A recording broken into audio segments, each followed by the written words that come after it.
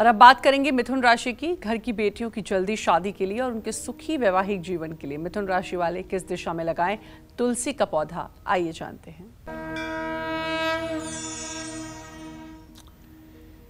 देखिए, जिस घर में बेटियों की शादी में देरी हो रही है, वैवाहिक जीवन सुखी नहीं है, रिश्ते पक्के होकर टूट रहे हैं, तो ऐसे घर में रहने वालों को मकान की दक्षिण पूर्व दिशा में तुलसी का पौधा रख करके हर रोज़ तुलसी गायत्री मंत्र का जप करते हुए जल चढ़ाना चाहिए। ऐसा करने से वैवाहिक जीवन सुखमय रहेगा। विवाह में अगर कोई ग्रह बाधा आ रही है तो वो भी समाप्त हो जाएगी। बस तुलसी की उपासना, तुलसी गायत्री मंत्र का जप आपको दुर्भाग्य से सौभाग्य की ओर प्रेरित करेगा और आपकी मनोकामना पूरी होगी। एक बात बड़ी प्रैक्टिकल जो मैं देख रहा हूँ इधर 2-3 सालों से, इतने दिन पंडिताई करते हो गया, लेकिन इधर 2-3 सालों से एक नया ट्रेंड देख रहा हूँ। अगर हमसे 5 लोग मिलते हैं रोज, तो 5 में से 2 ऐसे लोग मिलते हैं जिनकी शादी ठीक नहीं चल रही है। शादी हुई जरूर है लेकिन शादी ठीक नहीं चल रही है, शादी टूटने के कगार पर या टूटने के रास्ते पर चल रही है। 2 ऐसे मिलते हैं जिनकी शादी नहीं हो रही है, और 1 ऐसे मिलते हैं जो रोजी रोजगार से दुखी या परेशान है। तो आप समझ लीजिए कि इस समय समाज का अनुपात कितना है विवाह न होने का और विवाह टूटने का। और ये बड़े दुख की बात है कि भारत जैसे देश में भी विवाह टूटने की प्रथा शुरू हो गई है।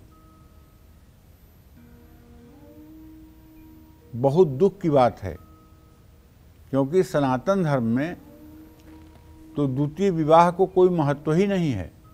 कन्या के मांग में जब एक बार सिंदूर पड़ गया तो दूसरी बार सिंदूर पड़ने का कोई प्रश्न ही नहीं है। लेकिन दुर्भाग्य है, ऐसा समय चला है, ऐसा पश्चिम की संस्कृति ने आकर के देशवासियों के मन में अपनी धाक जमा ली है कि अब हमारे यहाँ विवाह जैसा पवित्र संस्कार भी टूट के कगार पर जा रहा है। जहाँ ब्रह्मा, विष्णु, महेश, ब्राह्मण और अपने जाति बांधवों को साक्षी मान करके एक दूसरे के साथ जीने मरने का संकल्प लेते हैं, वो संकल्प भी टूटता है। इस पर सब लोगों को सोचने की ज़रूरत है। और मैं कहूँगा कि आप भले दुनिया को नहीं सुधार सकते हैं, लेकिन आप अपने घर में अपने बच्चों के वैवाहिक जीवन को तो सुखी रख सकते हैं। अपने बच्चों के पारिवारिक जीवन को टूटन से बचा सकते हैं। अगर हर आदमी अपने अपने परिवार की जिम्मेदारी ले ले, तो मैं विश्वास के साथ कह सकता हूँ कि समाज एक बार बहुत अच्छे रास्ते पर फिर से चल पाएगा। मेरे आग्रह करने का यही कारण है, क्योंकि देखिए, ज्योतिषी के पास तो हर प्रकार के लोग आते हैं और किसी न किसी कष्ट से पीड़ित लोग आते हैं।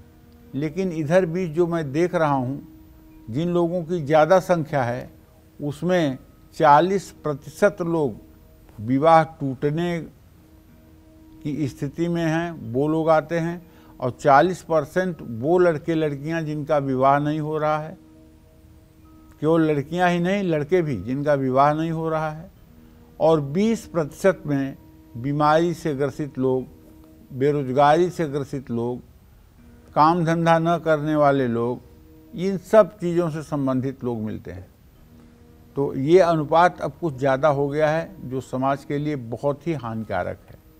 इससे उबरने की ज़रूरत है। जय माँ विंध्यवासिनी।